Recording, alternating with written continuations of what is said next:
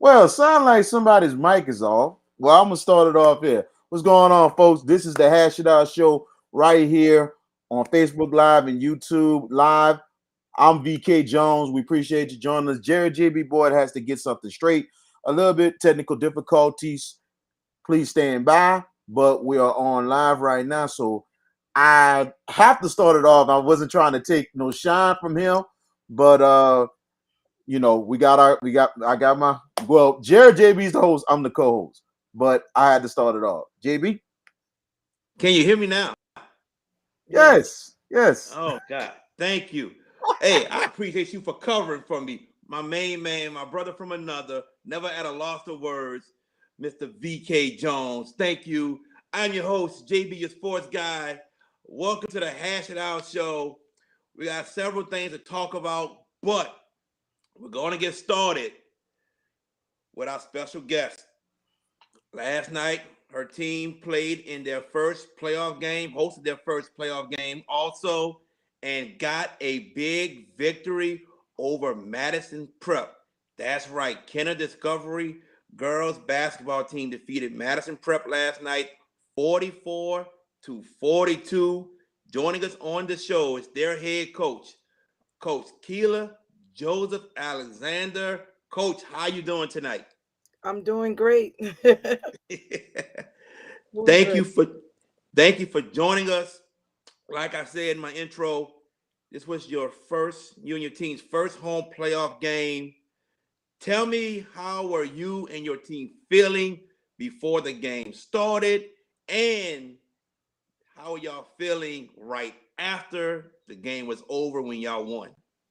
So before the game, we've lost a lot of maybe 4 or 5 within the last 3 weeks of fourth quarter games. So we've been in a situation where we're leading or have a big lead in the fourth quarter and we were unable to close.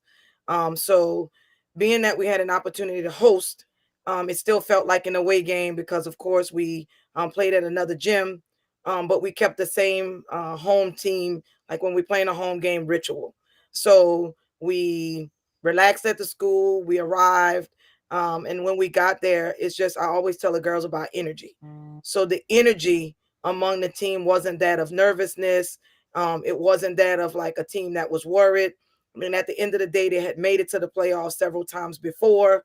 But of course, we wanted to come away with the W. We knew that Madison Prep was a strong team.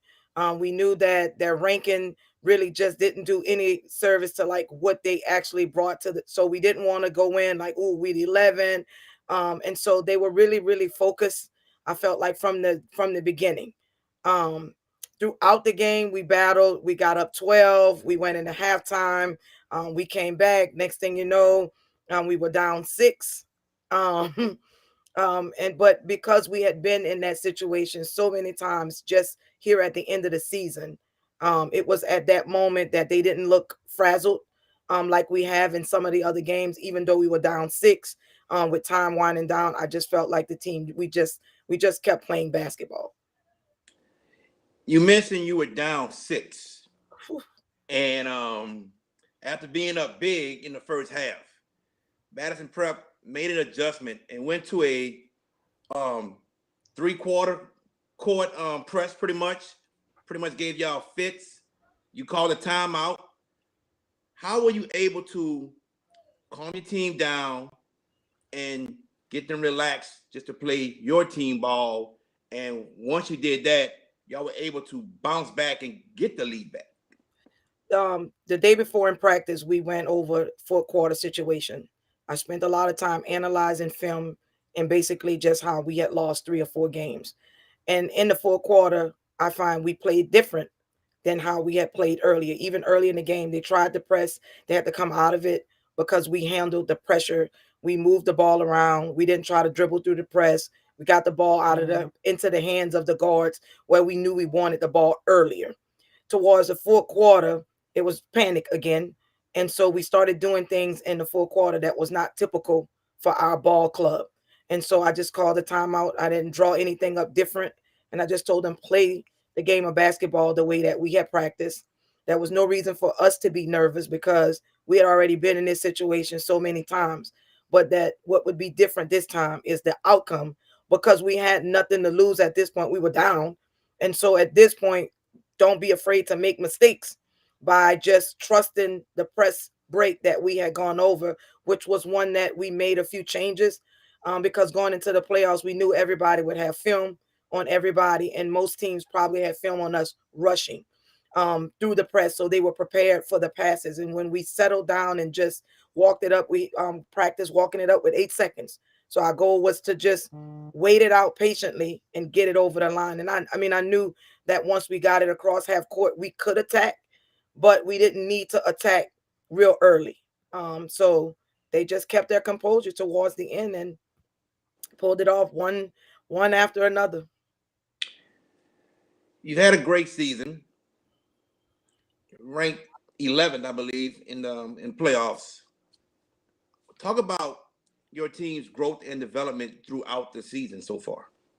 So we started off with what I find like this was my first year here at Kennedy Discovery, first year as a girls head basketball coach, first year with this ball club. And with the first thing I noticed with the schedule was like some of the games in the beginning were not as strong as some of the teams that we were going to play, in the end. And so we set a unrealistic goal of like just going 10-0, because even no matter what rankings, what ratings it say teams are, if you can battle through 10-0 early on, we all know what's going to happen around Christmas break. You're going to hit the roller coaster. That's So right. the 10-0 goal was really about having some wins before we dip. And exactly that happened. We went 10-0 and then we flatlined. We lost 3 in a row, won 1, lost 3 in a row, lost 1, lost, like I said, back to back fourth quarter games. And so we have a heavy senior ball club, but not on the floor. So I have 7 seniors, but there are 2 freshmen that's out on the floor for majority of the game. And so I find that what happened that helped us was their growth and maturity just with being on the court. That basketball IQs are already kind of high, but when you throw freshmen out and they're nice with the basketball, it's almost like some of the games we had turnovers because it was like, you take it, you take it, you take it. And so what happened last night was each person kind of owned their role. And that's been the job this season of trying to get them acclimated to having a role and playing your role and understanding that on different nights that role may look a little bit different. They went a boxing 1 on my senior guard, which Right. is kind of what we were hoping, because 2 and 22, not 2 freshman guards are underrated. So we came in with the game plan of 2 shooting a deep 3, because we knew if we showed that we could shoot the deep 3, it would force them to push over to her side. And what we really wanted was for 22 to drive the ball all night. Like we've been waiting for this moment for her for the entire season. So we hit an early deep 3. They opened up the floor. She wouldn't go in the first half. We should have been up by way more than that going into halftime. They got back in the game. We missed. We shot 9 of 28 from the free throw line. We missed 19 free throws. Right. And they were making their free throws in the second half. And so it kept the game really close. And I just pulled it to the side and I said, they're boxing 1 on one side and they're cheating to the other side. I said, so I need you to just play the game as if we're going to dribble this way, but I need you to attack the middle. And that was her role. 2 and 15 job was keep the other guards occupied. And my posts, they just battled under the basket for the most part. So that was the game plan. But we've been trying to set that up for the entire season of showing on film that we're not afraid to shoot the 3 ball. And we shot a lot of really long 2s, but just opening up the floor. I mean, that's what we knew we could do well, was drive the basketball straight up the middle of the floor. Before I pass it on to VK, you mentioned about your freshman, number 22, Kirsten Johnson. Yes. And Kirsten Johnson can play some basketball. And seeing her play, she's just a freshman, but you can tell the sky is the limit for this young lady, and she hasn't even reached her full potential yet. What can you say about your player, Kirsten Johnson? So Going into the last three games, so Kirsten, she's a freshman. She's had good numbers the entire season. She's probably, I think she's averaged like 11.7 points or so, almost 12 points a game. Her and 15 are pretty much tied for top, like top scorer on the team. Her and two, they've played ball together since they were young, 7, 8 years old. So a lot of the giving goals that she gets, it's off of that energy. That it's almost like, throwing the ball, softball to the glove. It's like she knows how to catch it. She knows how to cut. So the basketball IQ is high. She feeds the energy off of the team. But sometimes Kirsten has a tendency of scaling back to 2 and 15, and so we've been trying to push her forward the entire season. And last night was probably her best performance, because she's had other games where she scored big, but it's mostly been like fast breaks, steals, or somebody else getting the steal and throwing it up the court to her. But last night it was her work in the middle, which is the part of the game that we're trying to get her comfortable with. She's really comfortable from the wings driving, but trying to get hers to settle in to a 2-3, and not just a 3-4 position has been challenging for her, because she likes to clean up. She cleans up really well for us around the basket, and sometimes she goes under the basket and she gets stuck. But her maturity level last night was the best that she's had this entire season. She didn't get razzled, like nothing phased her last night. They at one point, she got a tough foul and she never complains about an injury, and they're like, "You okay?" And she's like, "No, my knee's on fire." She just kept tapping at it. And so we had a good talk at halftime. I pulled her to the side and just kind of told her what the game plan was. And this whole season, you as coaches, you prepare every player for the moment. But we've been working with her specifically with driving from the top of the key and making her a threat from the top, because everyone respects her coming from the wings. But usually when she plays top, she just, pass it back side to side. But she stepped up really, really, really, really big last night. She had 18 for us last night. Two had 11, and that's my two freshmen. So that's 29 of the 42 points. That's what they connected for in my senior ball. Like she had, I think, 9. So that only leaves 6. And the 6 that Dariana Lewis, she had 6, but it seemed like 15 because she was cleaning up around the boards. Yeah. She came in clutch for us. So like when I saw it was 6, I was like, really? That's it. But it was all of everything that we've been working towards this season. Just trying to put those pieces together was for last night. Um, Kirsten is her future is bright. I find that they're better together on the floor. The energy they feed off of one another. I don't. Neither one of the 3 guards even came out of the game last night. Number 20, Makari Harris, is a big factor on defense, and she's normally the relief at the top for the guards. But Yeah. because Madison Prep had such a big presence under the basket, she was blocking. I mean, everything under the basket. Some of those fouls, I was like, really? How you saw that?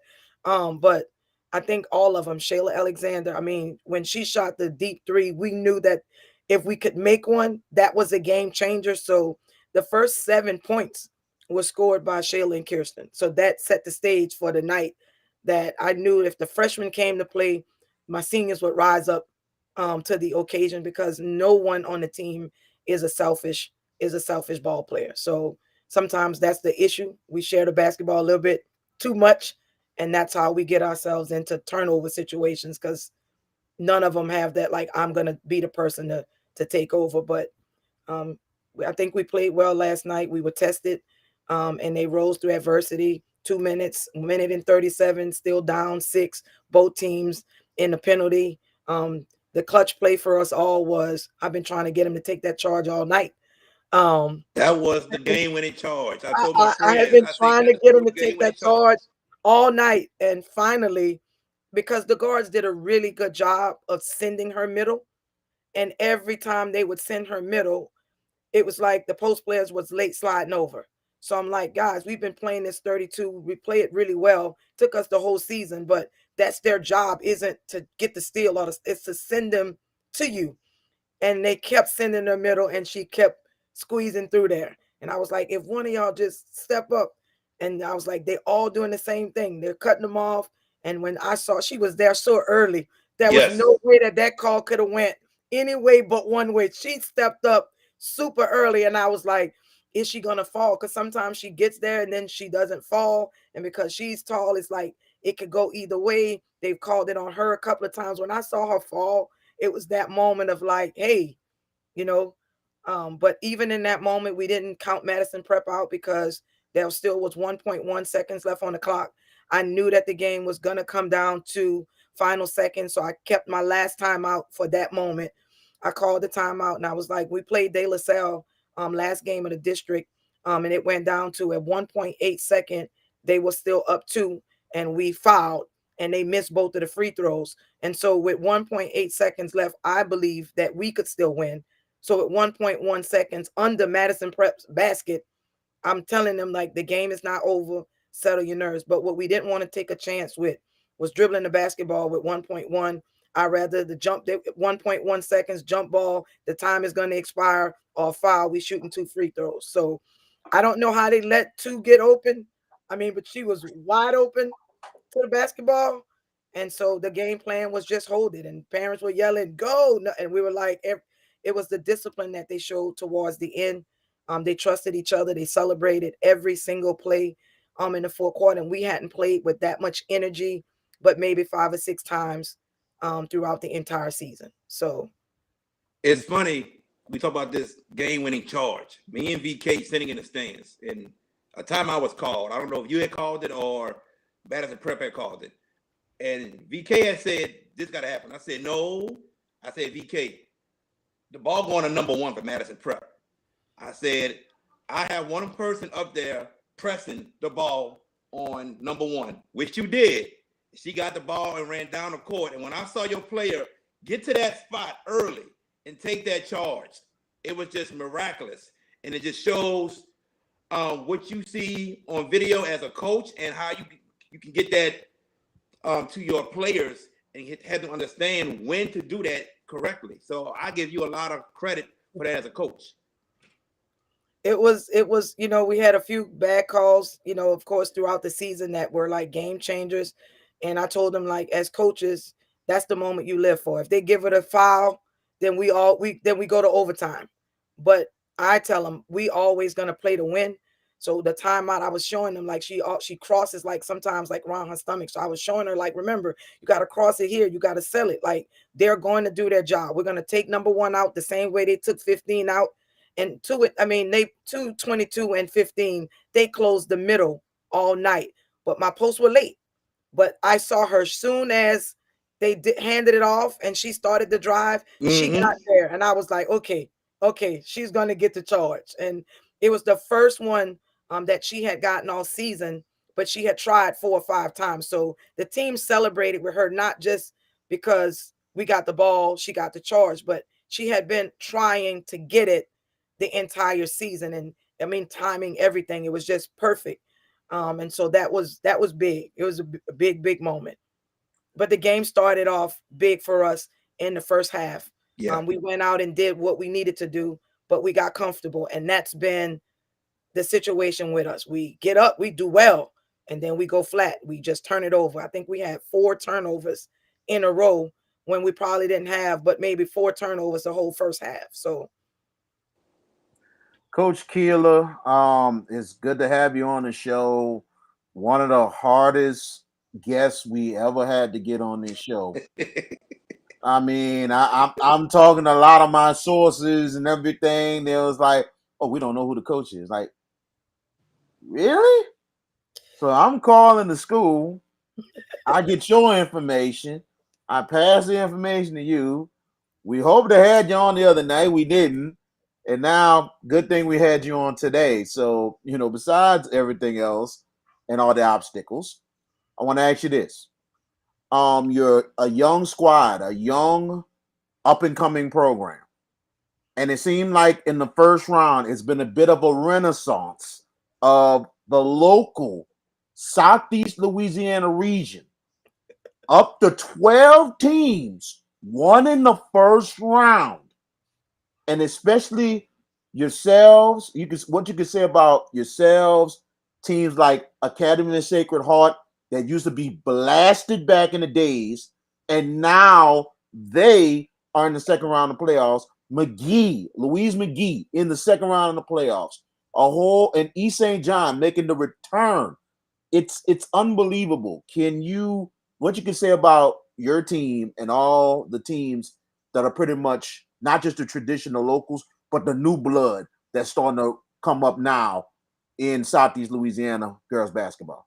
So one of the things that I'm impressed with in our region is really support. Like De La Salle is our district rivals, and they were in the stands last night rooting for Kenner Discovery. So it's amazing because we played each other 2 times. That's who we got to play on. We're gonna play them on Monday, and I've seen a lot more of that. Just coaches leaning on one another to try to grow the game of basketball in this region. We played Sacred Heart. We like our district was a tough district because we chose to play each other twice. And so I know like in our area that helped. I mean, we had to go through McMain, we had to go through Booker T, we had to go through Riverdale, we had to go through De La Salle twice, and then we finished off with Sacred Heart. So our end schedule dropped us in the rating, but it prepared us to get through a battle tested. And I think for all of the teams that we played tougher schedules in the end, which led to more teams being successful in that first round. And that's a huge statement for your district in itself. Hearing that you did play Sacred Heart, you did play McGee, and that's it's unbelievable to hear that and showing that that district is more stronger than it is. For Now you're going into the game Monday. What you looking forward to going against De La Salle a third time? And do you think what kind of chances and what kind of strategy you're thinking more than anything else to try to get it done against a district rival, and on top of that, getting the first quarterfinal berth for Kinder Discovery? So reality is the first time we played this De La Salle this season, the kids were stuck on old school history. Like we've never beat De La Salle before. That happened prior to my arrival. The minute we walked in the gym, I felt it. I knew we weren't going to play well. I think we shot the ball maybe 20 times when I counted, less times than De La Salle. Like last night, we had no problem firing up the shots from everywhere. But the first time we played De La Salle, we didn't even put up enough shots to even be competitive. And so the second time around, we've played really well at home. I think we only lost 3 games this entire season at home, and each one of them was like within 2 to 4 points at home. So the second time we played them, we have this saying, we call our the gym the nest because we're the swamp owl. So it's like defend the nest. So the kids took that personal, and that game went down to the wire. So the jitters are out of like all of what De La Salle brings. And so honestly, game plan is we're going to play them the exact same way that we played them the second time because we do know one less foul, one more free throw, one more made shot. That's the difference in the game changer. And I think for De La Salle, they're probably going to go about the same way. So we're just going to play each other straight up basketball, same way we played. I think last time we played, playbooks probably went out the door about third quarter. Um, and that's kind of what I'm expecting, just a good game of basketball with a lot of fouls, but the last time I think we were both in the double bonus, both halves. So I expect a physical game of basketball, but we're not going to change like our game plan at this point in time because we're to that point of now where we've perfected those things that we've worked on. They have a post player, and honestly, we were successful with doubling without fouling. And in the second half, we started singling and fouling. So she's making a lot of and ones the second half. And so, I mean, we're going to throw everything we have at them. But I mean, they're a strong ball club. They have some good shooters. We have some good shooters. I have a lot of players that just can jump. So that's where we're not tall, but we do contest in the paint very well because we worked on straight up jumping and not jumping for a block. We're jumping for a deflection. We're not jumping to get the block. But if you get a block, then that's great. But that's that's not our game plan. So no changes, So we got the second round against one another. It's a nail biter down to 1.8 seconds. So I'm gonna live with the game plan that we put in place for that game, and just hope that this time the ball swings our way just one more time than it does theirs. Now, looking at the schedule and everything else, I know there is no days off and everything else. How you can keep your team focused, especially this is Mardi Gras weekend and everything else, and then on top of that, you're playing on Mardi Gras Monday. So we've had a lot of like just film study days, recovery days throughout the season. And so my motto coming in, new coach, senior ball club, didn't want to make a lot of changes. My motto is just kind of like make them a student of the game. So I found ways to get them act like watching basketball even when we're not practicing. So I gave them the weekend off, honestly, because the game we played last night, we were battle tested, and they came out on top. I had a couple of girls that's battling injuries, so I wanted to give them full time to kind of recuperate before we go to practice. We'll practice one day this weekend, but usually the day before a game is really just a walkthrough. But we do film study, and then I send each player kind of like look forwards, like how many times did you do this? Can you go do that? And then I'll put film notes in their huddle, and they'll go and see what I see. So we don't always just watch like the De La Salle game. We'll watch what we did wrong against Madison Prep. Where did it go wrong, so that we don't make the same mistakes. So honestly, a lot of it is something that we know is hard, is raising the basketball IQ.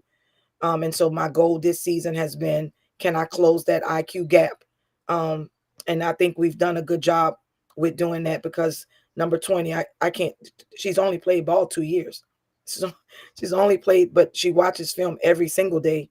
And she has a ton of questions. So that's really how I'm going to keep them focused throughout the weekend, is let them have their parades, let them have their partying for one day, but they all usually are very focused on, like, if I give them an assignment, and sometimes if I don't send it out, they'll ask. So it's really just doing what we've done the entire season. Every other weekend it's a Monday game. We've had a couple of Monday games before, but I think it was perfect for them to just get the rest that they needed, because we had that long week of practice, because we were hoping to get that game in on Wednesday, because I would have preferred to play Wednesday and then play Friday. We played each other 2 times, so we didn't really need a lot of preparation for De La Salle, and I don't think they needed much preparation for us. But Madison Prep wanted to play on Thursday, and so it pushed us playing on Monday on a parade route. Yeah. um, Wow. yeah, Well, you look at it more than anything else. What a good thing about the De La Salle game is the fact it'll be in the back yeah, of St. Charles, so yes. you won't really run into the route. The routes are more further up. But I'm gonna let Jared finish everything off from here. Um, where and it seems like the way you're talking, your strategies and everything else. I'm very impressed at it.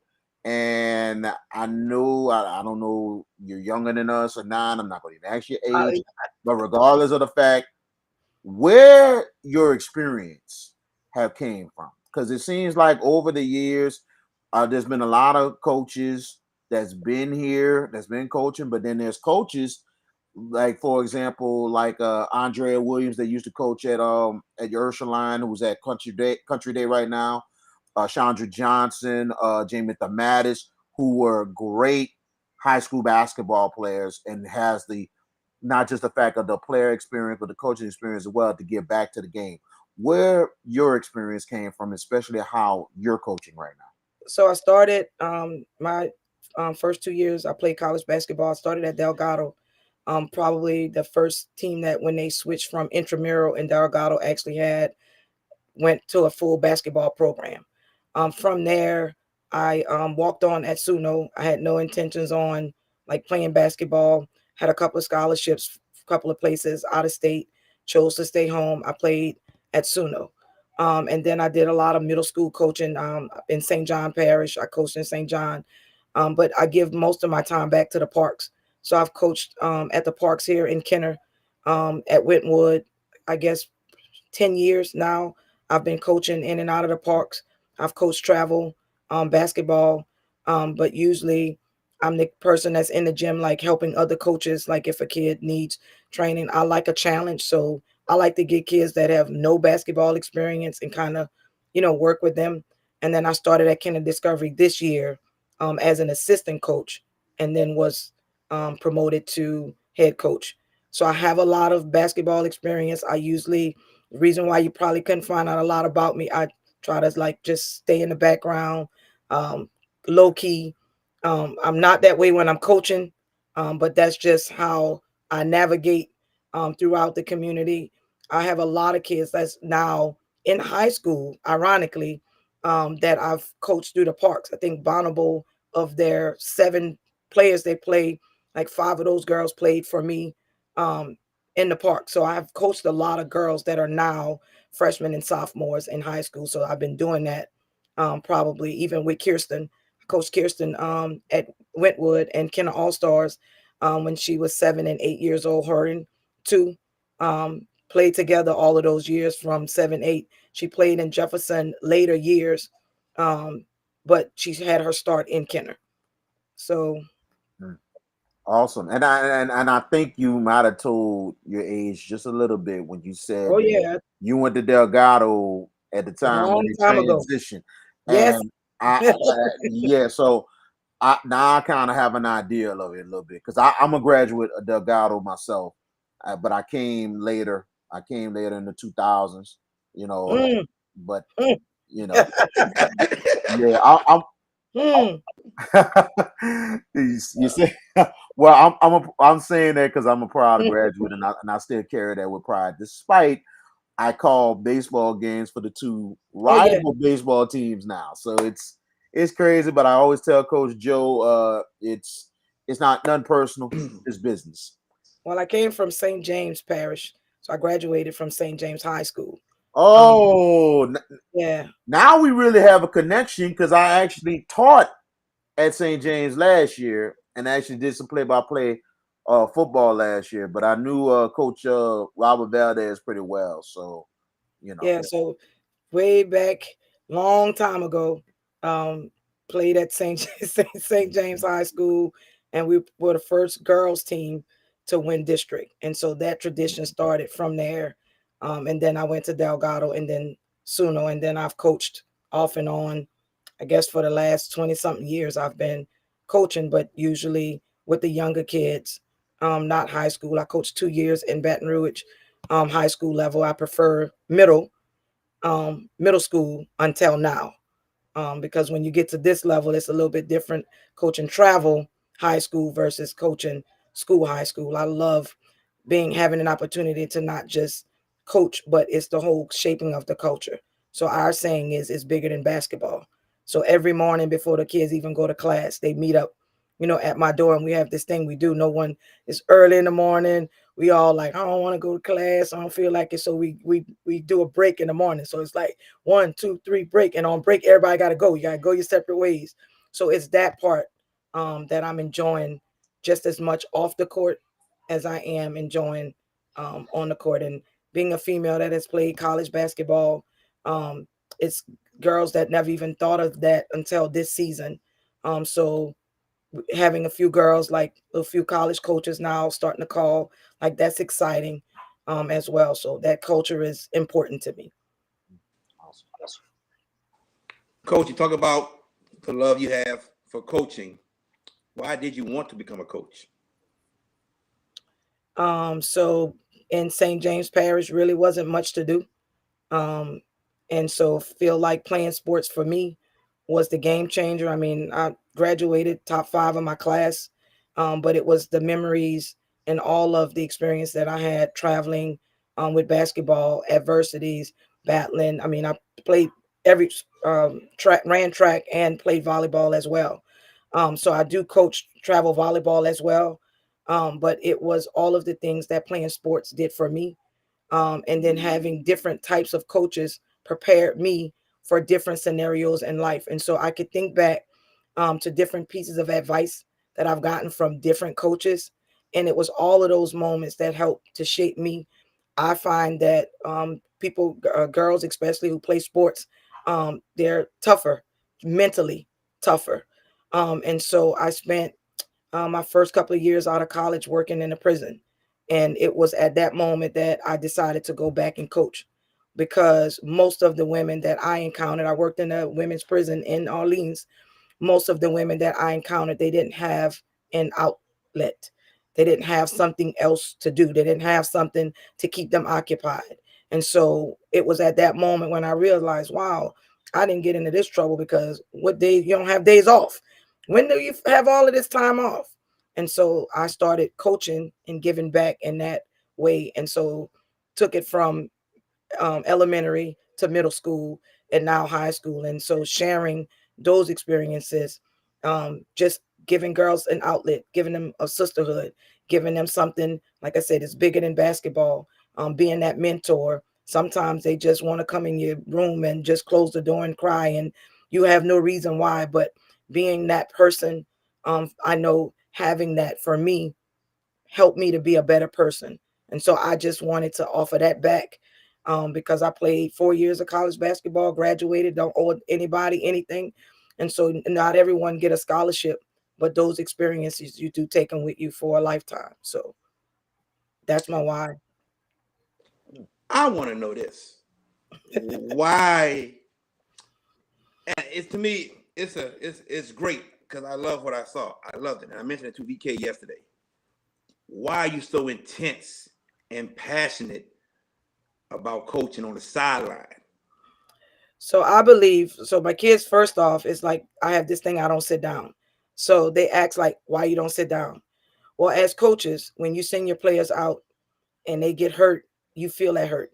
Mm-hmm. But as a coach, there is physically nothing you can do once you send them to the court. So it's the standing up is almost like a reminder to them every time they look to the sideline, I got your back, right? I'm standing with you physically. I'm standing with you. And so I do not sit, have not sat in probably all of the years of coaching, unless I'm really, really angry and I'm trying not to get a tech. Um, but when kids work hard for something, when they work hard, like kids get A's, right? They come home Yes. from school with the report card. What do? We celebrate it. So when kids really, really put in the time in the gym, and you know that you've been running them 16s and you've been making them run, and it connects for them in the game, I believe that they deserve the same type of celebration on the sideline, whether you winning, whether you losing, as we would give them for the classroom or for any other large milestone that they reach. Because for some kids, that may be the only time that they're celebrated. And so I never take it for granted to celebrate every moment with them, because I've lost players, I've lost students, and you never know when that moment might be your last moment. And so I just celebrate with them. I get frustrated. I vent it. I let them see me frustrated. And I also let them see how you come through your frustration and you say, but get the next one. Because I think it's life. Like sometimes we polish it, we try to contain who we are.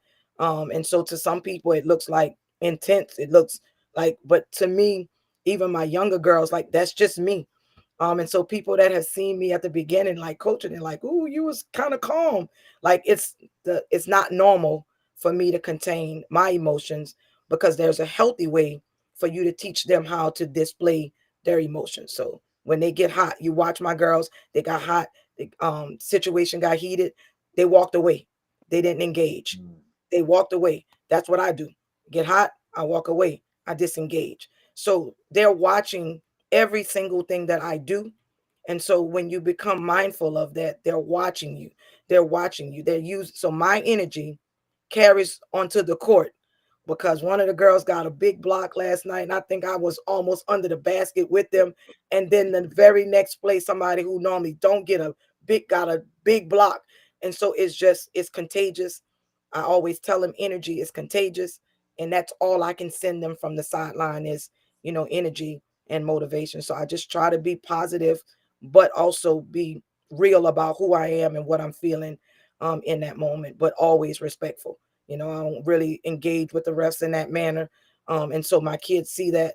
And so they don't, like, they'll check each other on the court, but you won't really see them going after other players or like questioning the ref call. They'll turn to me and I let them say to me, like, that wasn't a foul. I let them do that because I'm thinking the same thing. And then I say, okay, now move on. Um, so it's all I can do from the sideline. Definitely. First year at Canon Discovery, you said you came in as an assistant and then Mhm. became the head coach. Yes. Talk about that transition happening just like that. So there's a joke that's like, all of my players are saying, like, well, we wonder how you would have even worked as an assistant coach because watching you on the sideline, like, how would you have been able to tone that down? But I have this mindset of like a coach is a coach, and every one of us have something that we bring to the table. And so, head coaches get the job of head coach because they're the ones that have to make the tough decisions and it's their name. But if you're truly a coach and you're locked in with your head coach and you really believe in like growth, then every single day that you show up, your mindset should be about growing each individual player. And so when I first got the job, I watched a couple of practices, didn't even um, do anything because I was new. I sat with a notebook, and in that notebook, I wrote as an assistant coach just like ways that I thought each kid could get better, like what was their strengths and what strengths we could take and move to the next level, what weaknesses we needed to improve so that it doesn't hurt the team in the long. And I did that for every single player. And the transition happened so fast that it was like, today you're the assistant, tomorrow we need you to step in, today, the next day you are the head coach. So the immediately what I did was resorted back to my notebook, right? And said, I made a commitment that I was going to grow every single player who came out at Kennedy Discovery. But the first goal that I had was there were only 15 girls for both JV and varsity. And so I knew that this is my neighborhood. And I knew that I could just go get some girls. I was like, first you gotta look deep. And so I walked the halls and I just pulled in players. I mean, I have 10 freshmen, eight of them, seven of them on the JV have never played basketball, but they believed in me and they believed in the dream. They believed what I was selling. And so they came, and we have girls that have learned basketball in a year for the JV because you can't do anything without numbers. Like you can't be Right. great for a long period. I mean, you can be great this year and fall for the next 3 years. And I didn't want that for Kennedy Discovery. I wanted us to have, I mean, we're developing, we're growing because we lost one senior last year, but she was 20 points of offense. So what Shayla and Kirsten brings to the team is the 20 points that we lost in Bella. And so I just went and got players and just said, come on, we'll train you. Come on, be a part. And so half the little kids that was behind the bench, that's the JV. That's their job, is to show up and cheer. And they're recording we have every game on huddle because of them. And I send them messages on a regular and just, let them know. But the transition was easy because I've been a head coach for so long that I was trying to figure out that role as an assistant coach myself. I started on my own travel program, Legacy, because in Kenner there are no options, and so there are no options. The reality is, like Kenner Angels came back, but they were not existent for a while, and a lot of our kids in my neighborhood, they're not traveling all over. So we practice at local parks, and so my real reason for my travel program is just to give them an opportunity to get touches on the basketball in the summertime. So that transition was kind of easy, but it was hard reality wise because 7 seniors, they've been in this system, some of them since 8th grade, and now we're changing their system. Some girls who were starters are not, girls who may have been accustomed to not coming to practice. If you don't come, you're not going to play. Mm-hmm. So instilling values was tough. I had a lot of rough days of, parents doubt, um, kids upset with you, knowing that you've hurt somebody's feelings, but it was always bigger than basketball. And so even though you're not starting, I tried to give them, other roles on the team. And so that part, the coaching part was easy. It was the relationship building when they felt like I was taking something from them. That was the biggest challenge. But I mean, if you saw us last night, then everybody's locked in. And it took probably until 2 weeks ago for that magic to happen. Wow. So it's been a battle Wow. with relationships this season. Um, Well, I have to deal with that a lot myself as an assistant coach doing basketball and also football at T.H. Harris Middle School. So I had to deal with a lot of that. But we will mostly had the challenge of the kids dealing with a lot with things in class and also with their own situations. So I completely understand where you're coming from, coach, and everything. Because the biggest thing for me as an assistant, I had to be more of a consultant to my head mm, coach and to the kids because we had to really encourage the kids and try to show them that they can be successful even regardless of what the situation is. But then also with the coaches, like, man, these kids are just they always get into trouble. They always I said, coach, we gotta continue to teach. We gotta so continue to teach because somebody is gonna get it eventually. transparency works. When you make rules clear cut, it's like some coaches, I was like, I'm not going to cut myself by saying, if my number one scorer don't show up to practice the day before a game, I'm not going to play. I'm not going to say that. But what I am going to say is, you missed practice the day before a game, there's consequence, and the consequence is the same, whether you were sick, whether you was at a funeral, because then it shows the kids like it's not individual, it's the team.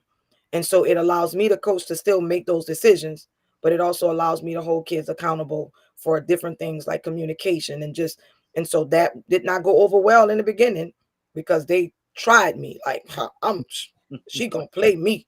Nah, bro, we gonna lose. And I'll say it straight like that. If I gotta lose, I'm gonna lose with the people on the court. I'm gonna lose with people who came to practice. I'm not about to lose with somebody who wasn't even here, don't even know what we running, don't even know what the new play called. And so they tried me, of course, a new coach, they tried me. And people see me, we hugs and they'll do, but behind the scenes, that's definitely not what it's like in the gym. But rules and regulations was hard for them, but it was easy for me because in college you have rules. You go out partying and you don't show up to practice, you don't play. You might not even ride the bus. Like they start talking about taking your money from you. So it was teaching them like accountability matters, whether you number one or whether you number 15 on the end. It's the same for every single, because I have a few parents. Oh, my child, she don't play that much. So is it okay? Well, it's okay because it's okay for everybody. But when she returns, this is what her consequence is. And until that moment, she's not eligible to play. And so that didn't go over well at first, but now it makes it easy where kids are like, Coach, you gonna come count my laps? I'm like, nah, I sent one of the managers to come do that. So now it's understanding, it's understood. Have a few girls that work. We vote on weekend times. So I let them decide, like it's not one way. So transparency really helped me to win over some of the girls that wasn't really into me being the head coach. So, Coach, we'll get you out of here on this last question. all right. Of course, we all want to win district championships and state goals, not state goals, state championships. But Well, state gold, you're right, straight state gold. You know what I'm saying? I'm trying to help you, my friend. I'm trying to help you, bro. Go I ahead. didn't say you wasn't, but thank you. Coach, what is the biggest goal that you want to accomplish for all of your players? Honestly, the biggest goal that I had this season was you start with one group, and I wanted to finish with that group. Whatever that finish equaled, I wanted to finish with the group that we started with. Started with 15 varsity players. I wanted to finish with 15 varsity players. Um, because wins, losses that come and go. But for me, new year, first year in, that matters more to the longevity of the program. If we start one way and we finish. But basketball goal wise, of course, we did not want to just make playoffs. Um, I wanted I wanted a top 12 finish. Um, 24 teams going. I wanted to be in the top half. Because from my understanding, Kenna Discovery has always made playoffs. but I believed that a home game would be the difference between us making it through the first round, not the team, the environment. The environment would be the difference. And so I've wanted the top 12 finish, not because of the record, but just so that, I mean, we could get what we got last night, which was a home crowd, electric. I mean, my girls were flat. The crowd brought them back. I mean, that's what I know from we know that from sports. The fans, they like tight game. They can win it for you or they can lose it for you. Mm-hmm. And so my biggest goal was to get them in front of a home crowd because my seniors have played 4, some of them 5 years, and had never had that experience. So we were okay with however the chips fell last night because they got to do it at home. So that was the biggest goal that I set, was like, guys, I want to get us home for the first round. I don't. You're going to the playoffs. You told me you already did that. So I didn't have that goal coming in because the coaches before me, like, they had already accomplished that. They had already established Kenner Discovery as a playoff bound team. But first year head coach, losing your offense, coming in the middle of basketball season, because October is the middle for us, even though that's the middle. Summer league had happened already, and being able to get us a home game, that was a goal, and that's probably the one I'm most proud of. The 10-0 meant nothing. It was a mind game that I played with them for the up and down situation. But that home game, it meant more to me than anything. Coach Keila Joseph-Alexander, thank you for joining us. Kenner Discovery girls will play De La Salle Monday. What time Monday? Do you know yet? 4:30. 4:30. Okay. Yes, VK. Yes, Ooh, that's good time. It's a good time. good time. That parade started at 6. Yes, Uh, that yeah, 4:30. so 4:30. If it would have been early, like a 3 o'clock, it'd have been sufficient. I think that might be the game we might have to go to. Jared, maybe we'll take a look. But I ain't got nothing to do. I'll be there. I'll be there.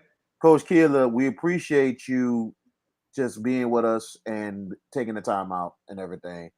And all Kenner Discovery fans, y'all did a great job last night. Come We on out did. Monday. Most Come definitely we on out did. Monday to De La Salle. De La Salle fans, come on out. That Regardless picture, of the Mardi Gras, Lundi Gras, come on out Monday and support these girls, man.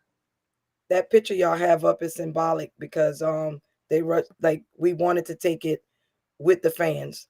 And so the Yes, girls wanted it for the fans. And so the entire student body, we just told everybody, get in the picture because, like, they brought that home for the whole school. So that was magic for us. it's history. This is Yeah. history. Well, Definitely. Monday is going to be a game changer. I tell you one Yes. thing: a One way or local, another. a local, one way or another, a local team is going to the Making the quarterfinals. That's right. That's what we're proud of, honestly. Definitely. Coach Keila Joseph-Alexander, thank you for joining us. Thank you. Join us in the future and good luck Monday. Thank you. Definitely. I was Coach Keila Alexander, the head coach of Kenner Discovery Swamp Owl Girls. VK, you talked about how impressed you were with her knowledge of the basketball game. Talk about that for a little bit. Well, I'll tell you one thing: a lot of experience she has, and she has her own travel team that tells me a lot. And it's almost like if my daughter winds up wanting to play ball and stuff, I might can maybe go to her to get my daughter together and playing and all that. I'm very impressed with her mind because of the fact we seen it last night, the adjustments she made and the way she stood on the side. It just showed them like she know what she's doing. She know what she's doing. I think she did a great job on the timeouts, the adjustments, especially the way that Madison pressed, and she decided, and we said it ourselves. She need to put the 3 guards in the backcourt, Yeah. which she did, and that was a Yes. big difference. Definitely. So but I'm very impressed. And I'll tell you one thing: if Kenner Discovery gets to the quarterfinals, I'm gonna say this right now. We know John Curtis is running things in the East Jefferson side, but Kenner Discovery get to the quarters. I ain't gonna lie, Elijah Brown, you might have some competition out there at Kenner Discovery. Just saying. Just saying, not no. I'm just saying, I'm not trying to dump on John Curtis women's program, who has really right now is the gold standard I don't think in the state you of are at all. Louisiana. I think you just stating the fact that hey, Ken Discovery, they won their first playoff game, and if they win again, now people looking like, whoa, where can the Discovery basketball team come from? That's what I think you're saying. That's what I'm saying. And on top Yeah, of that, it's a good sign for Southeast Louisiana. It's a good sign because you need more powers than you do. You know what I'm saying? You know, John Curtis right now, yes, they are the standard. What was that? 9 state titles, 9 or 10 for basketball right now. but You know, four in a row though no, those for the girls. no 6 in a row for the girls. It's six. Okay, I thought it They was four. gone My they fault. gone for 7. So Okay, I think right now they're at 10 total championships. They won 2 under Melissa Neffinger. They won I believe they won 4 4 in a Tamika. row under no.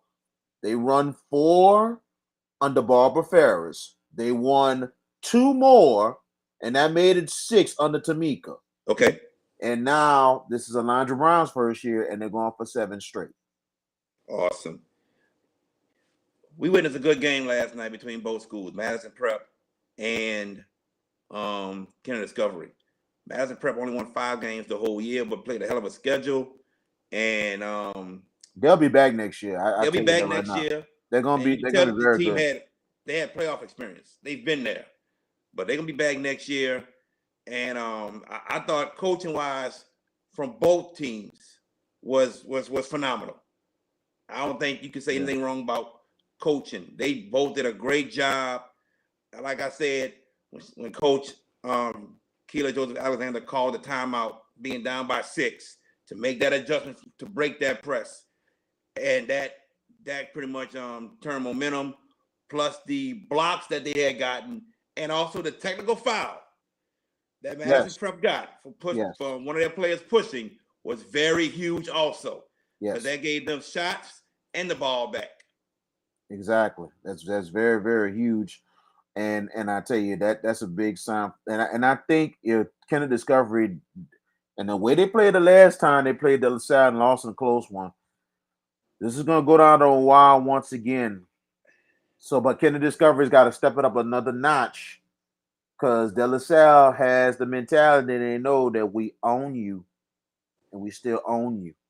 So if Kennedy Discovery could come out there focused and not intimidated, it's going to be a great game on Monday afternoon. All right. VK, let's get into some brackets, man. Second round of the girls. Let's Yes. predict who we think are going to win. We're going to start with non-select Division 1. Number 1 seed Walker taking on number 17 Benton. I got number 1 Walker. Walker moves on. Very good program, and I think Ben has made a good run, but I think Walker moves on.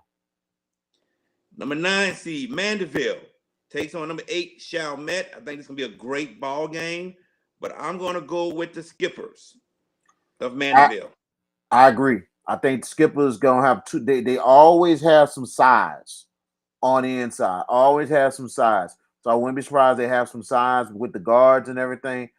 It should be close. Cause I think Chandra Johnson's gonna have them ready, and I think they're gonna. Chalmette's gonna play their game, but if Mandeville plays theirs, I think it'll be too much for Mandeville. Man, I think it'll be too much for Chalmette. Mandeville will move on.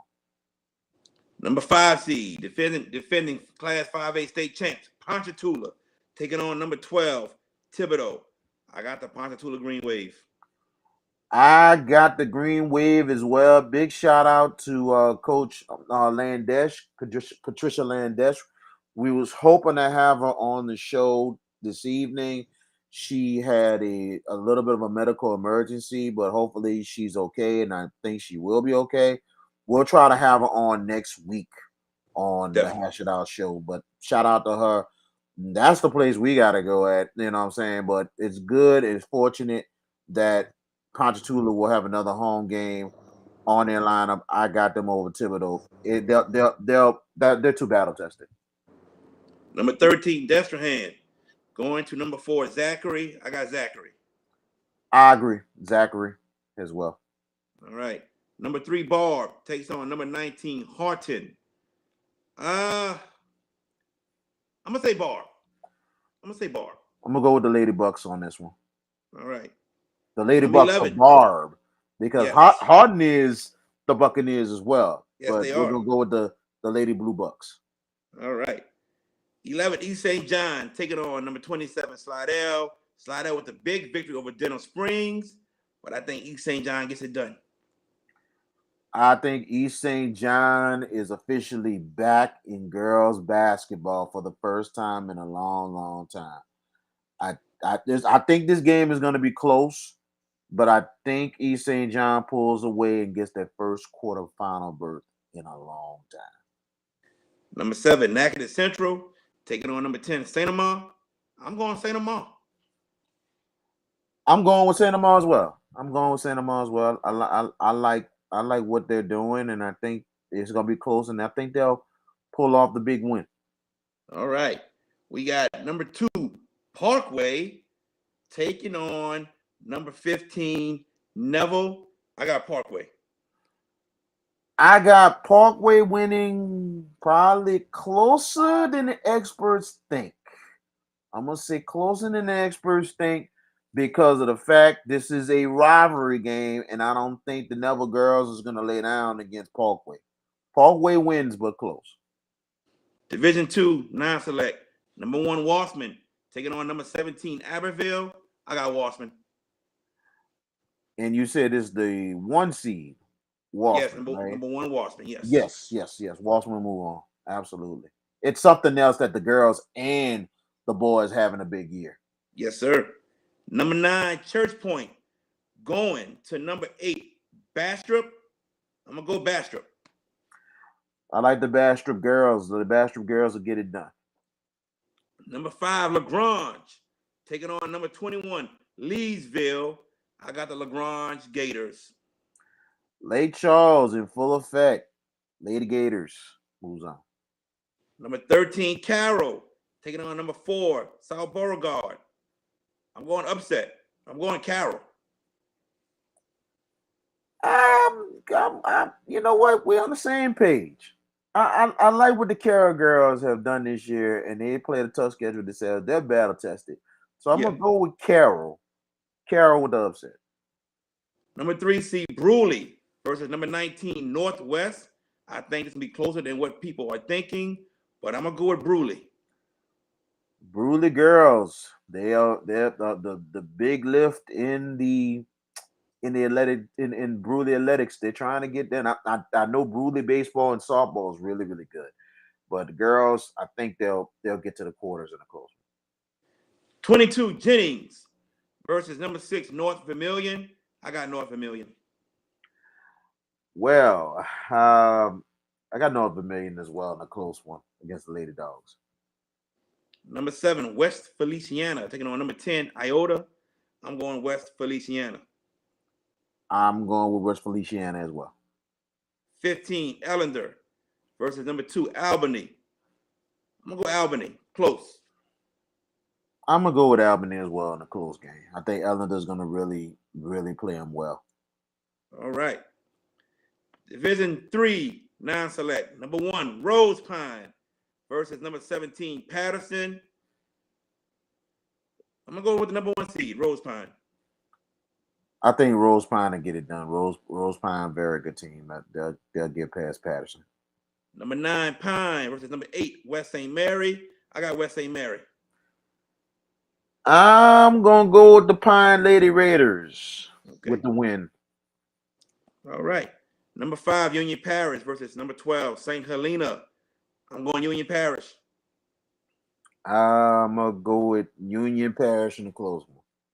Number 13, Westlake versus number 4, French Settlement. I'm going to go with French Settlement. Good choice, French Settlement. Number 3, Springfield versus number 14, Port Allen. I got Springfield. I agree. Springfield will get the win.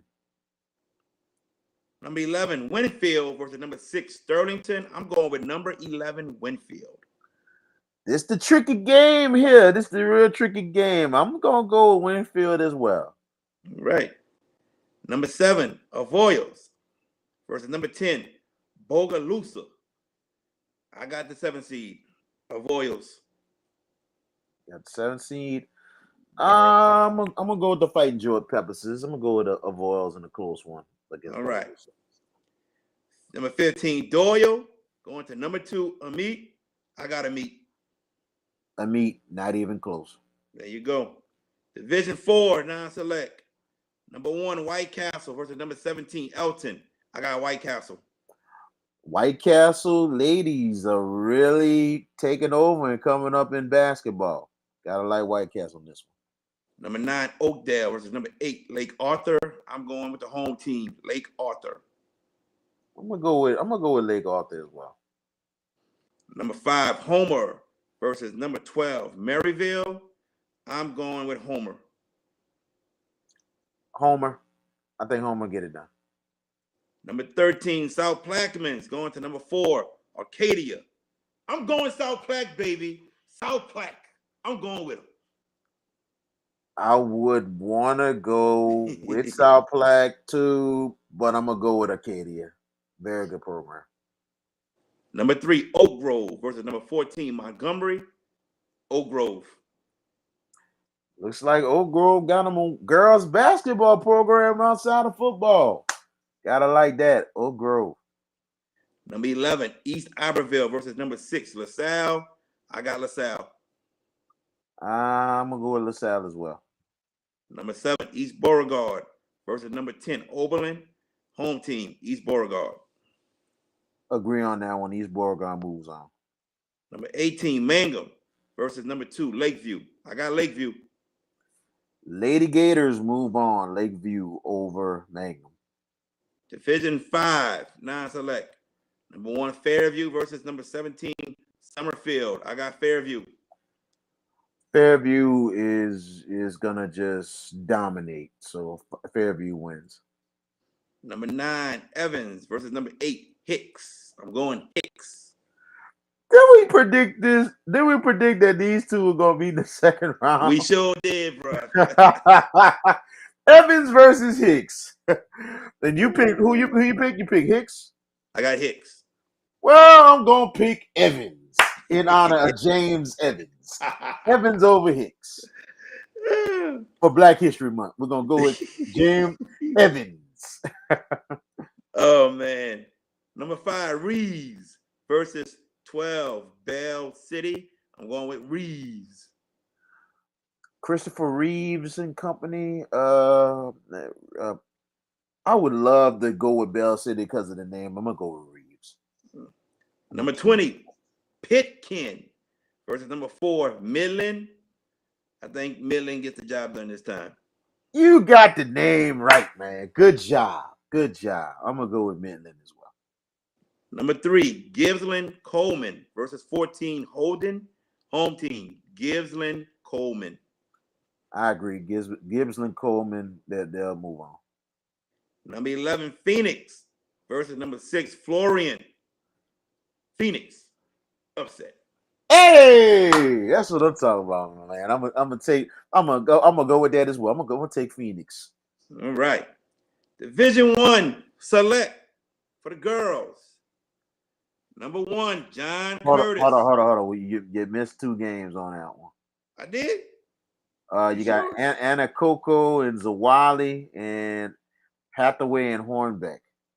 Did I really miss all that? Hold on. Yeah, she Oh, did. man. I'm sorry, audience. My fault. Must have got too excited. Yep, I sure did. All right. Here we go. Number 7, Anna Coco versus Zawali, the 10th seed. I got Zawali. I got Zawali as well. All right. And now, 15 seed, Hornbeck versus number 2, Hathaway. I got Hathaway. I got the home team in that one. All right. Now we go to Division 1 select. Ladies and gentlemen, number 1, John Curtis taking on number 17, Bird. John Curtis. John Curtis and not even close. John Curtis is playing at 2 o'clock at Academy of Our Lady. Okay. That sound like some plans there. We're gonna have to make some arrangements. We got to talk. Yeah, we got to talk Yeah, and see where we we got to can talk. go. Yes. Also at 2:00, Dominican hosting Liberty. I think Liberty comes down and gets the win. I agree. I think Ryan Reuter has done a great job over the years at Dominican. He's been there for about almost 20 years now, and he don't even look it. But I tell you, I like Liberty. I think Liberty is going to try and hold it down for the school, especially of what that school has went through recently. Then we'll talk about that in a little bit. Yes, we will. A noon game Hmm. at McDonough 35. Ben Franklin versus Mount Carmel. I got Ben Franklin. I got Ben Franklin as well. I think the coaches who have taken over, because Alondra Brown was the head coach at Ben Franklin before she became head coach at John Curtis. They Yeah. have really came up a very good program. She set the tone there and seemed like who's taking over, and I know is an assistant under her, and she's doing a great job with this Ben Franklin program, continuing to maintain it. So it's gonna be close, but I think they pull away against Jamie Thamatis and Mount Carmel. All right. 6:30 in Scotlandville. Edna Carr, number 20, versus number 4, Scotlandville. I got Scotlandville. I would love to go for the Cougars, but I think Scotlandville, the Lady Hornets, are gonna be way too much. Number 3, St. Thomas More, hosting number 14, Alexandria. I got St. Thomas More. That St. Thomas More, one of the teams to beat in Division One. I like St. Thomas More in this game. Big time matchup here happening in New Orleans.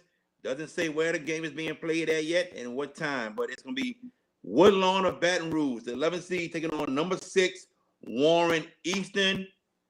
This will be a great game, but I got Warren Easton in a close one.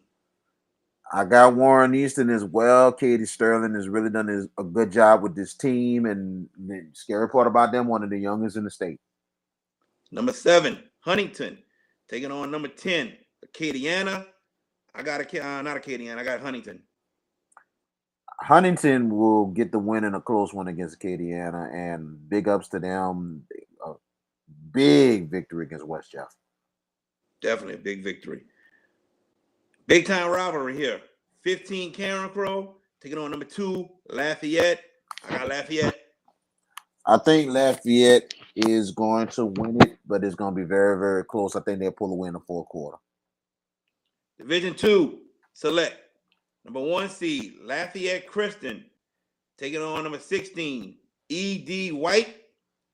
Lafayette Christian with the win. Lafayette Christian, and they got one of the best players in the state on that team. And I think her name is Jada White. I think her name is.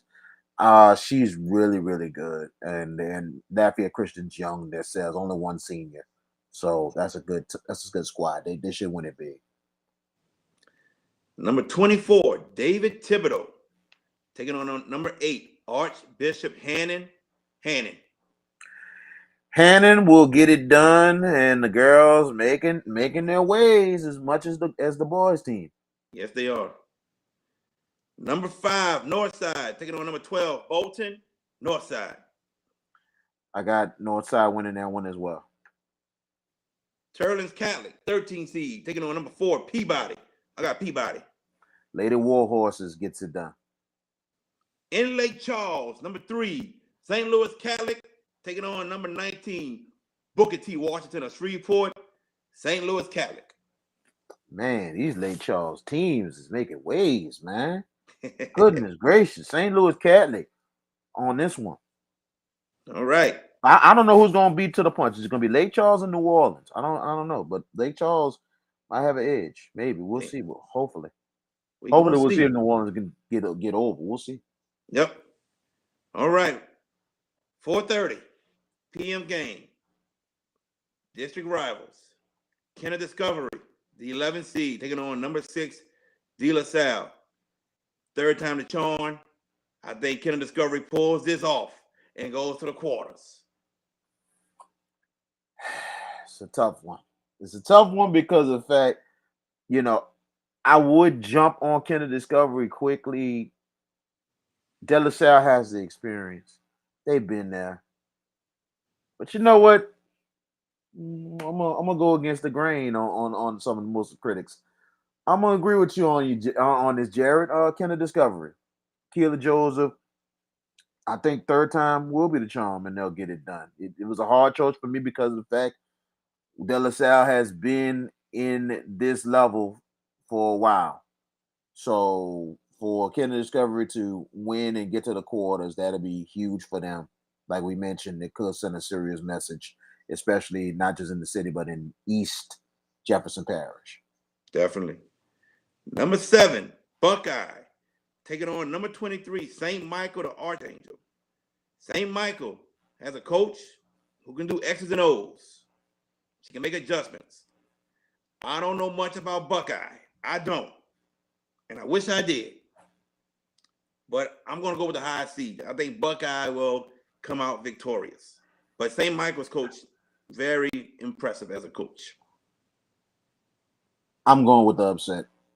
I'm Okay. going with St. Michael's. I think Okay. St. Michael's is gonna play their pace to their game and everything.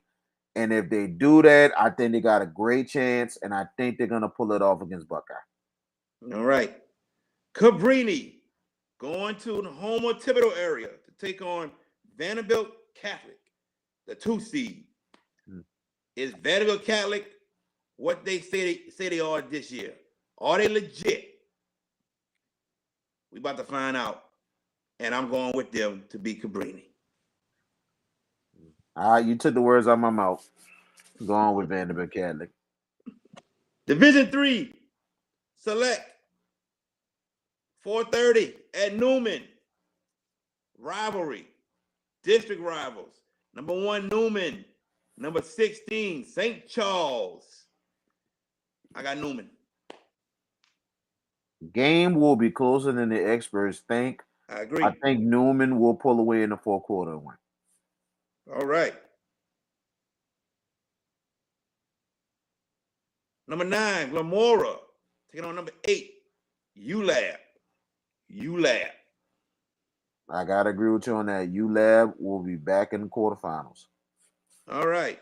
So we actually had a second round game yesterday, which is strange, but we had one.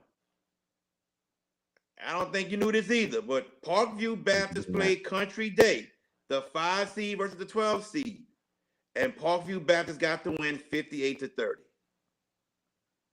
Well, Parkview is better than people think they are, and that's a huge win. Not just winning by a certain amount of points, but you win by 28 at home. So that's big for Parkview Baptist as they get to the quarters. Congratulations to them. I just want to know. Because I know some teams played yesterday, which was the 16th. They playing on Monday. This was 2 days, the 15th and the 17th. I'd like to know why that game was played so early. Now, I wouldn't be surprised that they might. And here's the thing. I think there is a parade going on in Baton Rouge tomorrow. And then I think they have a parade maybe Monday. So, and then you have to think. I think some of the parade is coming down a little bit on Airline Drive, and that's where Parkview Baptist is. So I think it might have been part of the parade route. That's why they probably played it today. Let me ask you this question. Where is St. Thomas Aquinas located? Hammond, Louisiana. Okay. So number 13, St. Mary's Academy is playing St. Thomas Aquinas where they played at 6. We don't have a score yet. So game's probably most likely over. But they played tonight also. BK gonna go look it up right quick, see if we got a score. While he's looking it up, we're gonna still talk. On Monday, 3 seed, Homer Christian, taking on number 19, Calvary Baptist. I got Homer Christian. I got Homer Christian as well, winning that ball game. And also today, another game. 11 Dunham versus 6 Episcopal. We'll see if we get a score on that. I was gonna pick Dunham in that game. I was gonna pick Dunham as well in that ball game because it's gonna be a close game, rivalry game, and everything else. So should be interesting. But I pick him as well. Cool. Division 4 select number 1 Southern Lab taking on 16 Covenant Christian. I got Southern Lab. I have Southern Lab. Hold on a second. You said which game it was? Where are we now? We're in Division 4. Well, you forgot 2 other games as well. It just hit me. Yeah, it just hit me. And I'm going back. It just hit me because I'm looking at a Sacred Heart. I'm like, Sacred Heart's Division 3. All right, we're gonna go ahead and go back. I ain't perfect. Here we go. No, you're not. It's all the good. Here we go. I'm gonna check on Twitter. Okay. See if anything came up with that one as well. Let me go ahead and check. Do that. Number 7, Glen Oaks. This is on the 19th, playing a game on a Sunday. 7, Glen Oaks versus number 10, Academy of Sacred Heart, New Orleans. I got Academy of Sacred Heart with the win over Glen Oaks. This game is going to be probably the game of the weekend. This is probably going to be the best game in the second round.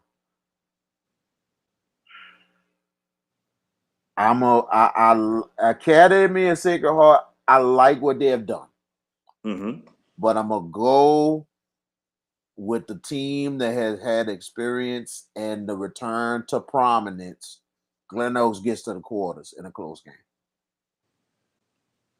15 Loyola Prep taking on number 2 Holy Savior Menard. I got a Holy Savior.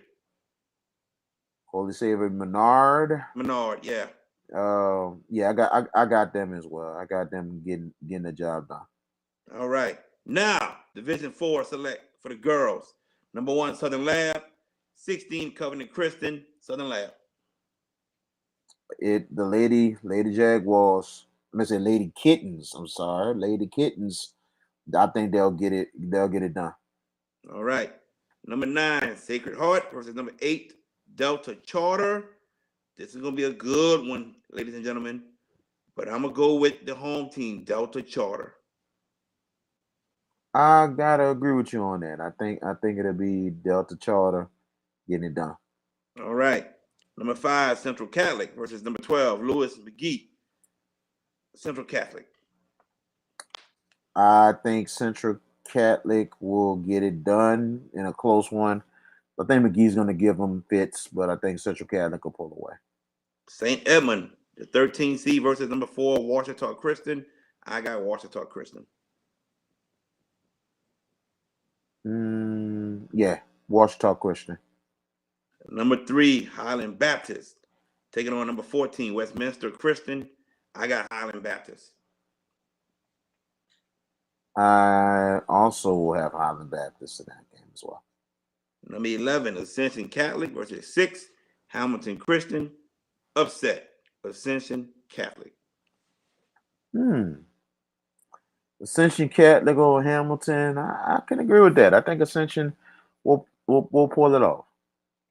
Number 7 Cedar Creek against number 10 Hanson Memorial. I got Cedar Creek.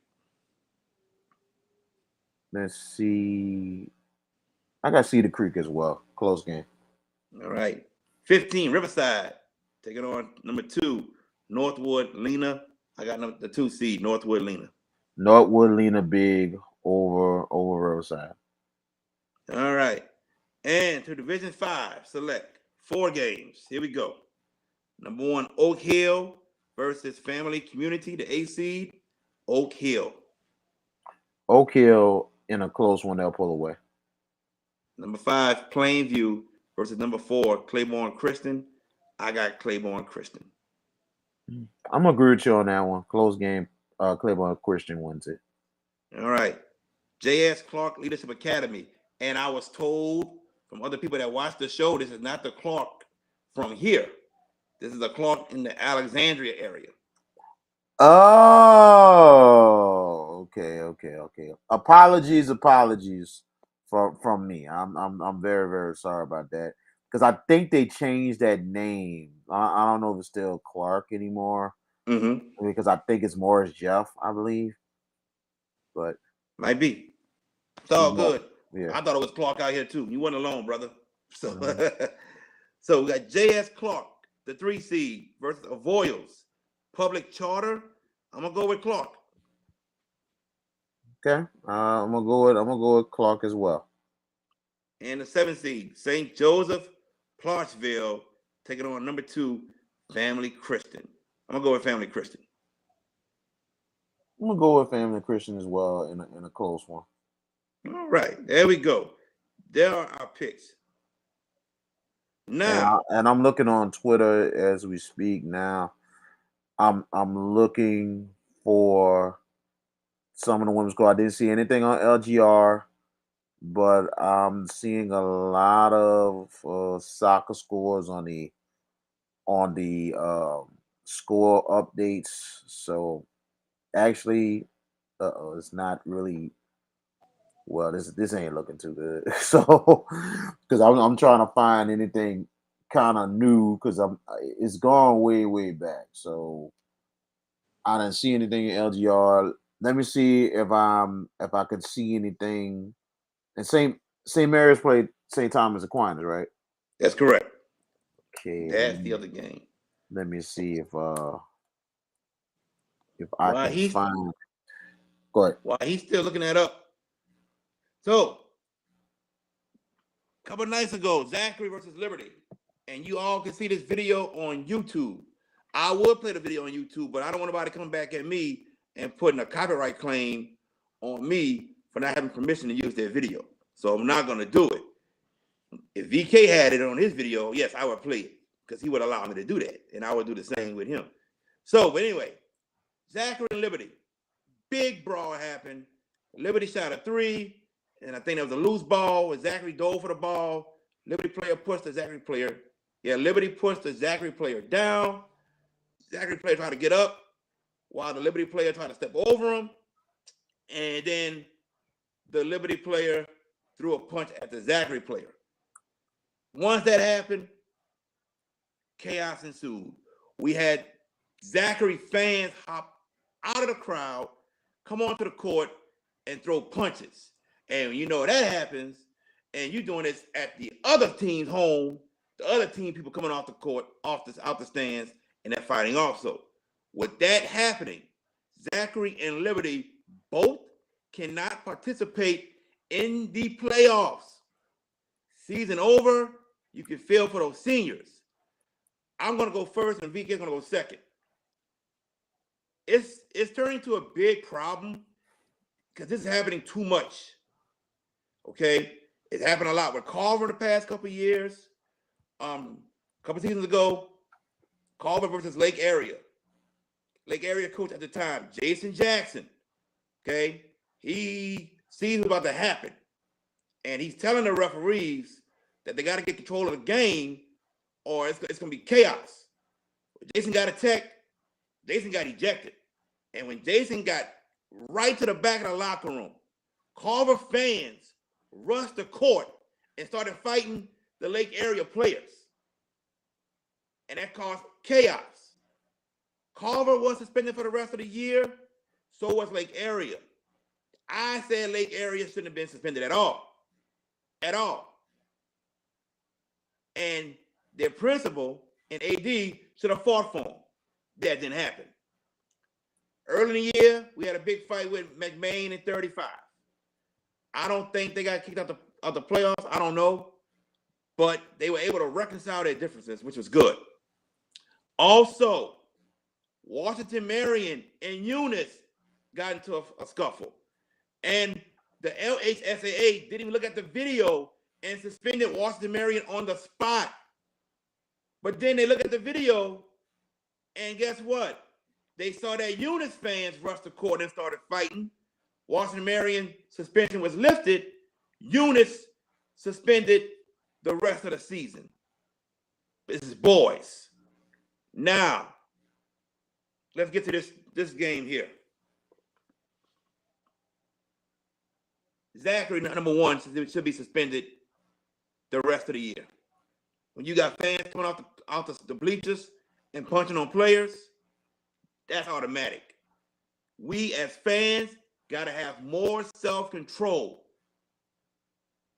Players on the court fighting, leave that to the players and the coaches. Stay your behinds in the freaking stands. That's how more chaos ensues. That's how more people start fighting. As far as Liberty, I understand once they saw fans coming from Zachary onto the court fighting, I see why they're going to go on the court and fight. I know the LHSAA got to take a stand and try to stop this. I just don't think Liberty should be suspended the rest of the postseason. I think their player who threw the first punch, yes, he should be suspended for sure. I don't know about the whole team. Because you see the video, it's Zachary people coming on the court first. That's how I feel about it. But something got to be done. The LHSAA got to get a hold of this, and it's got to stop happening. What are your thoughts, sir? Well, plain and simple, like, the biggest thing is everybody knows what the rule is. Everybody That's knows correct. what the rule is. I agree. Yes, sir. It's right there, plain and simple, clear as day. We have seen past incidents. I've seen it as well. And in some of the case, here's the thing. Some of the case is the officials need to be held accountable a little bit too. You're going to have to start calling fouls when you need to. Then on top of that, if a fight go down, you need to get in the middle and break it up. Break it up. Stop just standing there. Go break it up. Call your technicals, make your ejections, and we move on in the game. We seen that in a girls' game earlier this year, and I'm not going to say what game it is, despite of time and despite of we're not going to say the programs. But at the same time, the officials did a poor job by stepping in and stopping it and having control of everything. The officials are losing control of things, and that's not good. I'm not trying to point no fingers at too many officials because I know a good bit of the officials very, very well, and we have a respectable relationship. So, but at the same time, and some officials said it too that I talked to, you gotta have some kind of control, some kind of decorum, because if you don't, this is going to get out of control. And that's what happened the other night. Now, Liberty, and I believe it was Liberty and Madison Prep, or Liberty, I think these two same teams was in an intense battle last year. Zachary and Liberty? Yeah, and Liberty won that game by 3 points. It was an intense game. Nothing really happened, but it was a lot of emotions. So, not surprising that this happened again with a lot of emotions. I heard somebody say that they almost fought. I think on the video somebody said that they almost fought last year. That's what I'm saying. It was an intense battle last season. It's an intense battle again. But this time, and I agree with you, the fans have to understand you cannot go on to the floor. You just cannot do that. I don't care that you're listen. It's kind of hard. I can understand the parent feeling how they feel because that's my child getting hit up and everything. I get it. I'm not saying I'm saying that's not the right thing, but I get it because you don't want your child hurt. I get it. But you cannot go on the floor. You just can't do that. The officials and the coaches and officials need to go in there, break it up, and get some kind of control.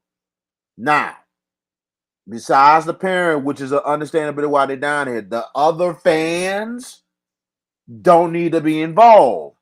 You need to sit your behinds down, stay there, and let the officials and coaches take care of what's going on the floor. To me, this is not a surprise with what the LHSA did. No, not at all. And then on top of that, for that to be the last game of the season for both squads.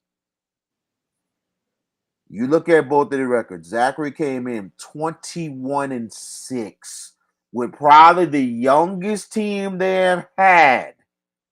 And amazing that they could defend their state title going for a three-peat. Now that's gone out the window, knowing that's a wide open Division One in non-select. For Liberty, they had a good season. They're flirting in the top 5 in Division Two. No, the Division One. I'm sorry. They're flirting in the top 5 in Division One. And a chance for them to try to get redemption after last season. Now that's gone.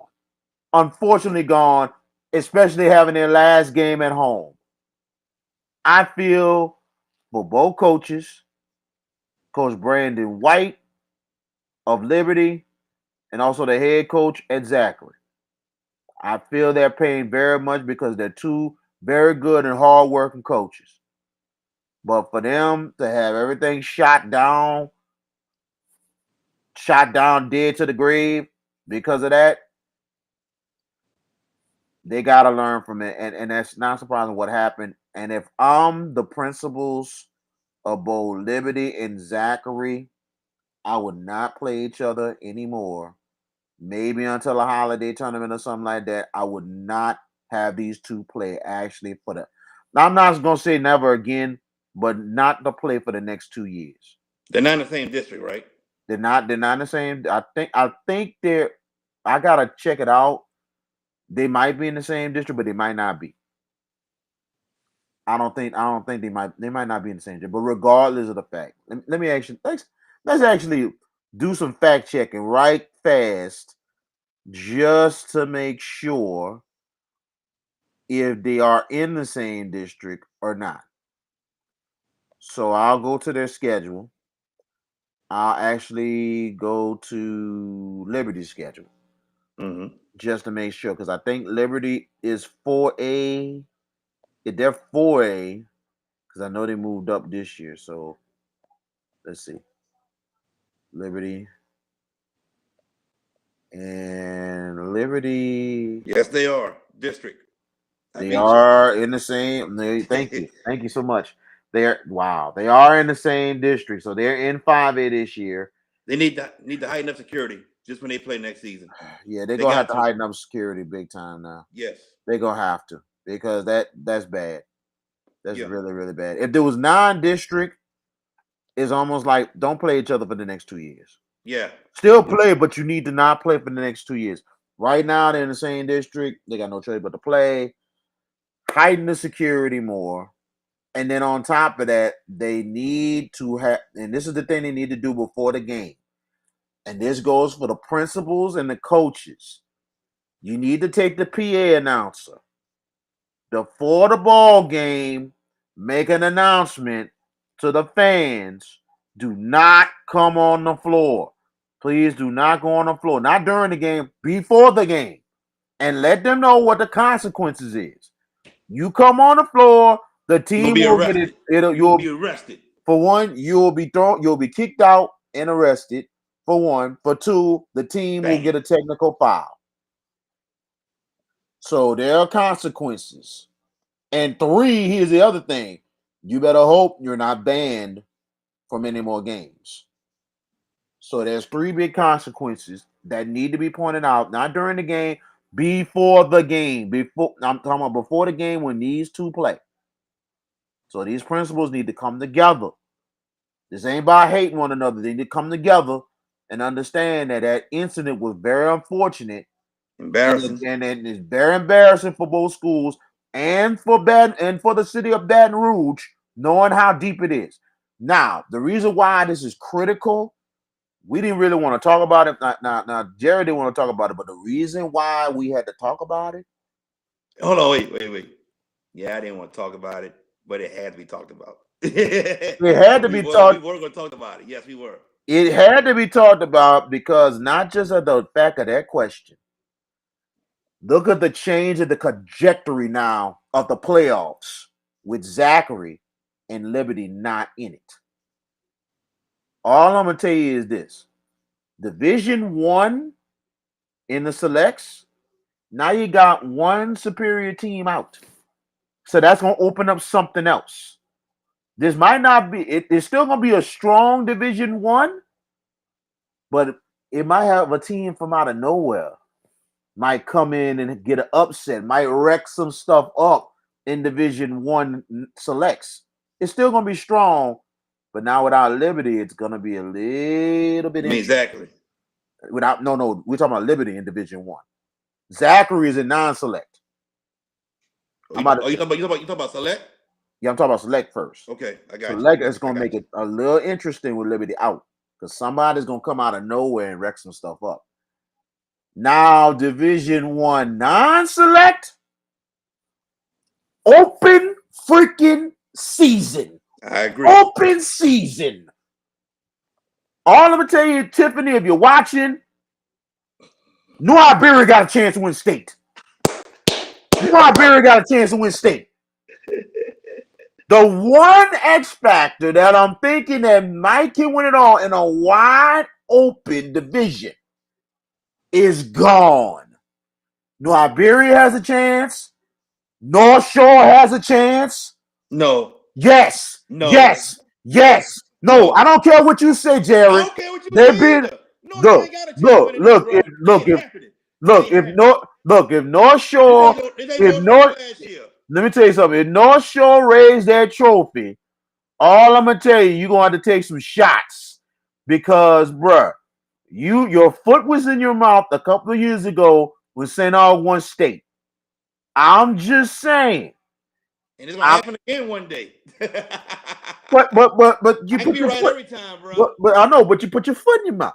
I'm not always right either. You said it because that's your school, man. No, but you kept talking that smack about all you and everybody else. I was gonna beat them, and Scotlandville didn't beat them that one time. Correct. Because your alma mater screwed up. So now you got your foot in your mouth. See, this time. What are you talking about? This time, huh? What do you mean my alma mater screwed up? How? What you talking about? They couldn't beat Aug that year, and you kept saying Aug and all that. I remember that. Remember them conversations, not just you, other people, and Aug proved everybody wrong. But I'm telling you right now. I'm telling you. Aug might. North Shore now winning no championship. Okay. No disrespect to him. Okay. All right. The son of a legend. If he win that thing, the son of a legend, the coach, and then you got your boy. He can play. They're supporting cast. But here's another team. I can say Ponchatoula is another team that can win it all. Mm-hmm. It's wide open. That's why I said anybody in Division One non-select can win that title. That's how wide open it is now. Agreed. I agree with you. Division One non-select is wide open, big time. Division One select, I think that's still Scotlandville to lose, pretty much. I agree. I agree. Yeah. It is to lose, but at the same time, it's gonna be interesting to see who's on their side and whatever. The team I think that can give them a hard time, to me, looking at matchups, would be John Ehret. That would be the only team I think that will give Scotlandville a time because of the fact of the size and depth that John Ehret has. And it'll be interesting if those two meet, and it'll be close.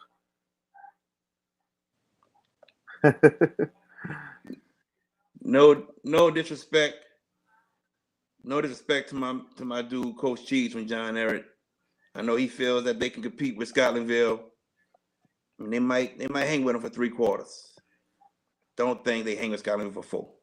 I'm not saying I'm not saying they'll win, but I wouldn't be surprised the game will come down to the wire because of the fact how they match up. If you see John Ehret in person, you would understand where I'm coming from. Coach Cheese has done a great job with that program, but looking at that team, John Ehret got a good front court, and they got depth. They run 11, 12 deep. So when I seen what I seen against Bonneville, I was like this might they might give Skylar Miller time Mm. because I don't see anybody else. Maybe St. Aug if they have a good game plan. If they have a good game plan. Because the biggest thing is you want to get Booker, the 7-foot senior, in foul trouble. But then Schuylerville, real good defense and everything else. But Schuylerville is the team to beat. But we gonna see who's gonna face who.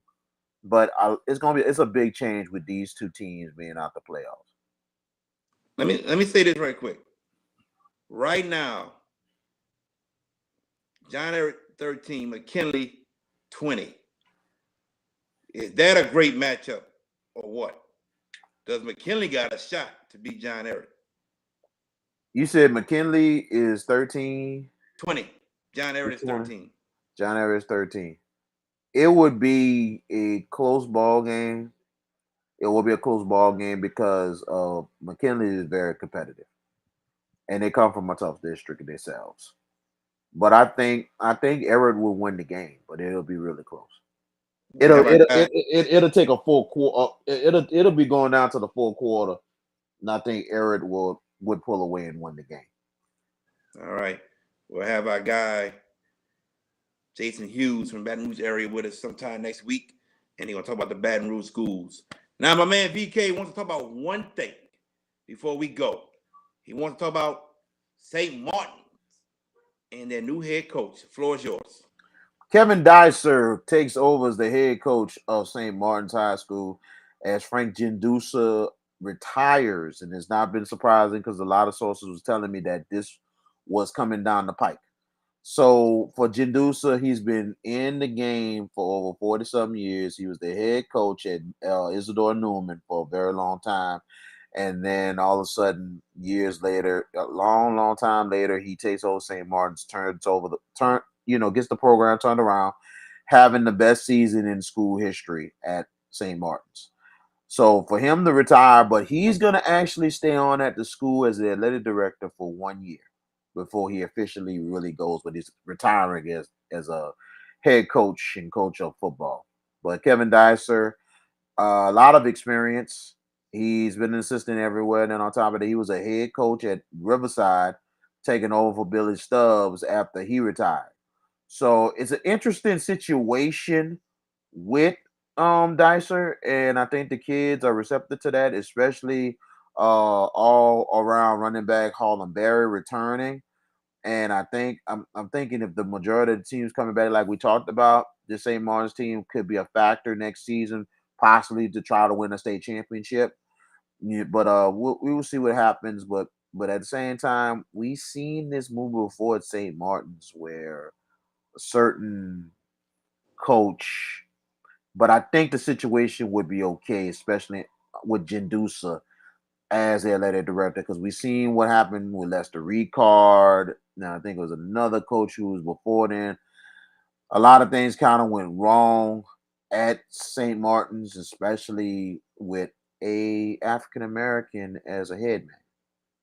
So I'm not trying to say anything too bad about St. Martin's, but at the same time, certain things was not right with those two coaches. But now I'm just hoping things are different with him. I know Dicer took a lot of criticism over at Riverside, and I think there was some hearing some other inside sources from Riverside that he kind of got a raw deal before he left Riverside, especially with the administration that was there. So we'll see what happens. I wish Coach Dicer the best, and hopefully he can maintain the program at St. Martin's, and hopefully he can get St. Martin's to finally a state title. All right. St. Martin's, led by junior running back. Well, he'll be a junior next season, Harlem Berry. All right, ladies and gentlemen. So we did say we would have a show on Monday. I don't know about that because all these girls' games that we're going to try to go to, London Graw. Definitely don't have one on Tuesday. How are you looking Wednesday and Thursday? Well, Wednesday and Thursday it looks pretty good. The next time I'll do any baseball broadcast will be Friday on to the weekend. So I'm Wednesday and Thursday. I'll be good. All right. So we're back Wednesday and Thursday. Wednesday we'll go over the boys' brackets. Hopefully we have some guests on Wednesday and Thursday. I know we try to have Coach Rob. What's his last name? Rob Wallace. Rob Wallace from Landry. We would like to have Carver's coach. What's his name? Nathaniel Roche. Nathaniel Roche. Hopefully we get Coach Patricia Landesh with us, the head coach of the girls Ponchatoula team. I'm gonna talk to my good guy Jason Hughes, see if we can get him on. He can talk about some Baton Rouge basketball. And I'll ask Mike Coppage if he wants to join us, talk about some Lafayette teams.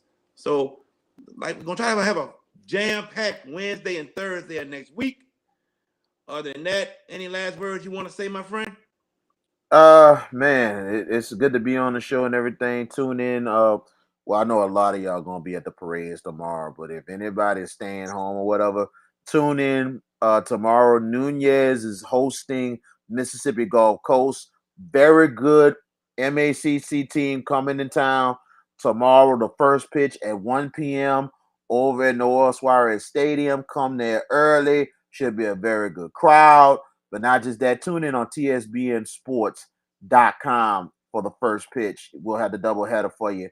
And then Sunday, I'll be in Baton Rouge, Pete Goldsby Stadium for BRCC and St. Louis for their third and fourth game of the weekend.